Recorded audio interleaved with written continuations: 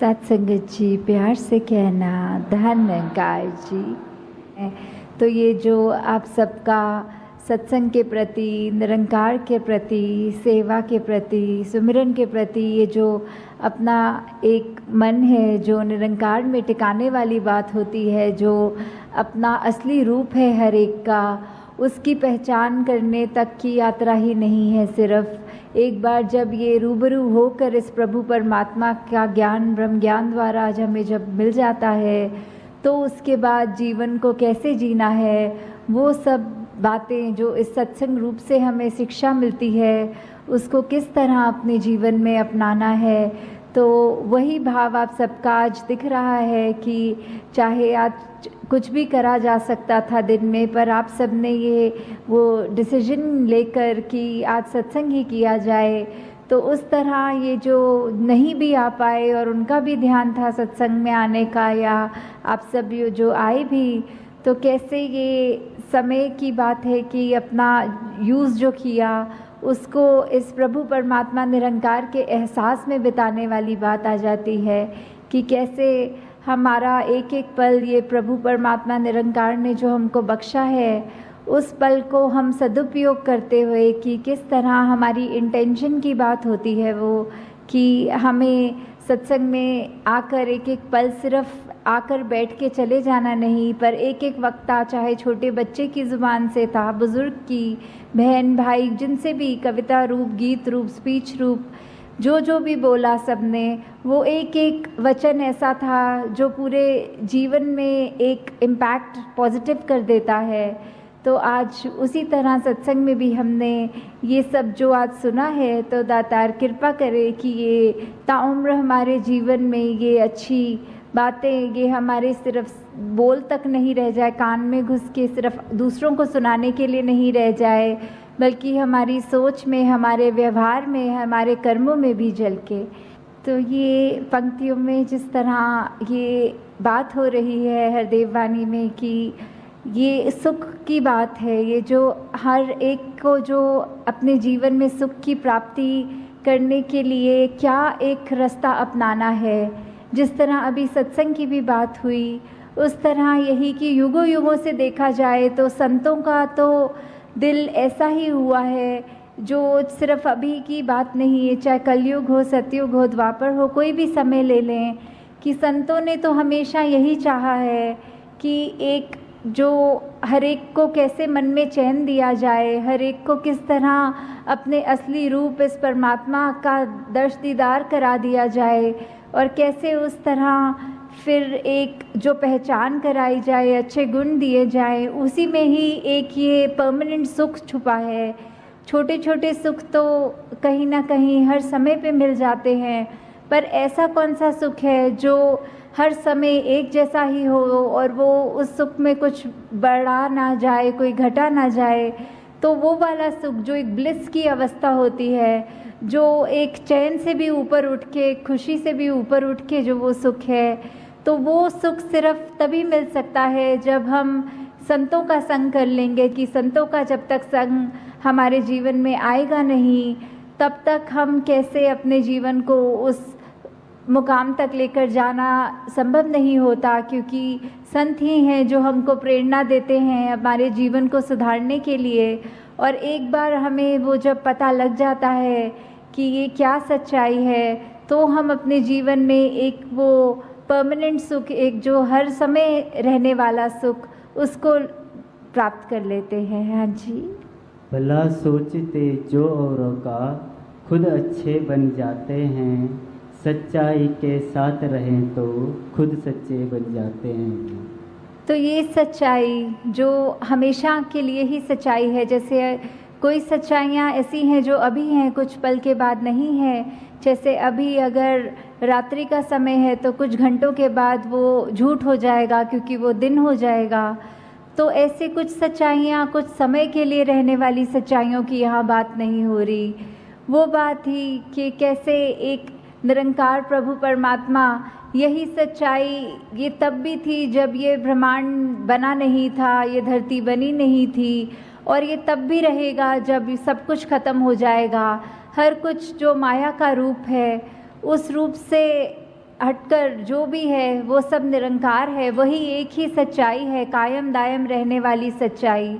तो उस सच्चाई से जितने ज़्यादा हम जुड़ेंगे, हमारे अपने मन के भाव उन गुणों को अपनाएंगे कि कैसे ये हम इस निरंकार जैसा बनता और जाते रहें। जैसे विशालता का जिक्र आता है, और भी जो भी हमारे को गुण समझ में आते हैं कि हर एक गुण इस निरंकार में स्वयं है, और वैसे ही हम उतना ही हमारा भी मन सच्चा होता जाएगा जितना हम खुद सिमरन रूप में, संगत रूप में, सेवा रूप में इस निरंकार से जुड़ते चले जाएंगे। तो वो नेचुरली वही बात कि हमारे मन में भी वही सच्चाई अपनी पकड़ और बनाएगी, और हमारा मन भी फिर कुछ और गलत चीज़ें सोचने के बजाय सिर्फ ये सच्चाई से ही जुड़ता चला जाएगा। हाँ जी। सब कुछ पीछे रह जाता है, नेकी ही संग जाती है, मालिक की दरगाह में जाकर नेकी काम आती है जी। तो ये वाली जो हमारा जीवन काल मिला है, इसमें हमको जहाँ कर्म करने की पूरी आज़ादी है, वहाँ ये जो नेकी की बात हो रही है, जो नेकी की शिक्षा दी जा रही है कि हमने अगर ये अब सच्चाई को जान भी लिया तो उसके बाद भी हमारा जीवन कैसे होना चाहिए। हमारे मन के भावों से ही ये बात शुरू होती है कि हम अगर अपने मन में ये सिखलाइयों को, जो एक ह्यूमन वैल्यूज़ होती हैं, ये एक दूसरे की हित रखना, एक दूसरे को खुशी देना, हर एक की जीवन में एक आराम देने वाली बात, जो भलाई की भावना लेके मन में अगर हम कोई भी कार्य करते हैं, वो इरादा, वो इंटेंशन, वो ही बहुत मायने रखता है। कि कर्म से पहले तो वो हमारी इंटेंशन की बात है कि कर्म तो फिर भी बाद में करेंगे, पहले तो उसको सोचना ही, वहीं से ये यात्रा शुरू है। तो ये नेकी करने की बात कि जितना हम जीवन में निरंकार से जुड़े रहेंगे, उतने ही हमारे कर्म कुछ भी गलत हमसे नहीं करवाएंगे। हम खुद वो चेतन अवस्था में रह कर कि निरंकार हर समय है, प्रभु परमात्मा हर समय हमें देख रहा है, तो कुछ जानबूझकर तो गलती नहीं कर पाएंगे। और वही बात कि मन में सिर्फ अच्छाई जब रहेगी तो ये नेकी का रास्ता लेके हम ना कि सिर्फ अपना ही जीवन संवारेंगे, पर औरों के लिए भी, उनके जीवन में भी हम और उनको भी खुशी दे सकेंगे। और यही नेकी है जो हमारे साथ सदैव हमारे जीवन काल में, जहाँ हमारे को एक अच्छा जीवन जीने की कला बख्शेगी, और वही बाद में भी जहाँ वो परमात्मा की दरगाह वाली बात है कि उस समय भी जब मृत्यु हो जाएगी तो भी हमारा ये जो जीवन में हमने कर्म किए हैं, वो चाहे हमारी एक बात तो वो भी हो जाती है कि कर्म को जहाँ बोला है कि बुरे कर्म तो एक अलग तरह की बेड़ी है और ये अच्छे कर्म चाहे सोने की बेड़ी है। तो जहाँ वो बात भी है कि कर्म हम अगर सोचें कि हम खुद कर रहे हैं, तो उसको अगर अच्छा करें या बुरा करें तो वो एक बैगेज साथ लेके चलने वाली बात हो जाती है। पर जब हमने पहले ही प्रण में जहाँ ये तन मन धन को सरेंडर वाली बात, ये समर्पित कर दिया इस परमात्मा के आगे कि सब जो बख्शा है उसी का है, तो ये ख्याल भी और ये कर्म भी जो भी हमारी तो कोई औकात नहीं कि करें। तो जब उस भाव से हम रहेंगे और हमारे अच्छे कर्म हमसे होते जाएंगे, तो फिर वही बात है, वही कर्म है जो आगे हमारे मृत्यु के समय भी हमारे साथ जो आगे जाएंगे। हाँ जी। कभी किसी का बुरा सोचना सबसे बुरी बुराई है, कहे हर देव भला कर सबका, इसमें तेरी भलाई है जी। तो ये सरबत के भले वाली बात कि हर एक में कोई फ़र्क ना करते हुए कि ये भलाई की भाव जब मन में है, ये मन में जो रोशनी जग गई है, तो फिर उस रोशनी ने कोई पार्शियलिटी नहीं करनी, कोई ऐसा नहीं सोचना कि सिर्फ इस व्यक्ति के लिए ही रोशनी है, इस व्यक्ति के लिए अंधेरा है। तो वो जब रोशनी जगी है तो वो हर एक बराबर है, आगे हर एक को ही उतना ही दिखना है। तो हमने भी अपने नज़र में कोई फ़र्क नहीं करना। वो भाई कन्हैया वाली सेवा भक्ति की बात कि जहाँ युद्ध के मैदान में जब उनसे भी पूछा गया कि आपने ये सेवा रूप में पानी पिलाना है, तो उन्होंने कोई फ़र्क नहीं किया कि ये हमारी सेना है और ये दुश्मन की सेना है। उनको भी वही भाव लगा कि सभी अपने हैं। ये जो अपनापन, ये जो सभी अपने वाली भाव है, वो उस भाव से जो सेवा की गई उनकी भी, तो वही एक मूल बात है कि जब ये परमात्मा प्रभु ये ही एक है और हम उसके संतान, चाहे कितने भी भिन्न भिन्न दिखते हों, आदतें कितनी अलग हों, खान पीन, कोई पहनावा, कोई रहने की जगह, कोई देश, जितने भी अलग हम उस तरह दिख रहे हों, पर ये ज्योत तो एक ही है जो हमारे साथ है, जो हम जिसका अंश अपने आप को बोलते हैं, परमात्मा का अंश ये आत्मा, सब में वो ही एक बराबर आत्मा है। तो कोई उस तरह का फ़र्क ना जब करें और अपने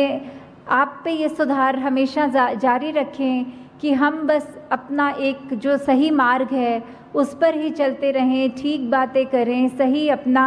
उच्चारण रखें, तो वही बात हमारे जीवन में खुशबू भी जहाँ डालेगा वही हमको और निम्रता की ओर भी लेकर जाएगा। हमको अपने कर्मों के ऊपर वो अभिमान भी नहीं होगा और हमेशा वो सेवा भावना जहाँ सभी अपने हैं उस नज़रिए की तौफीक भी हमको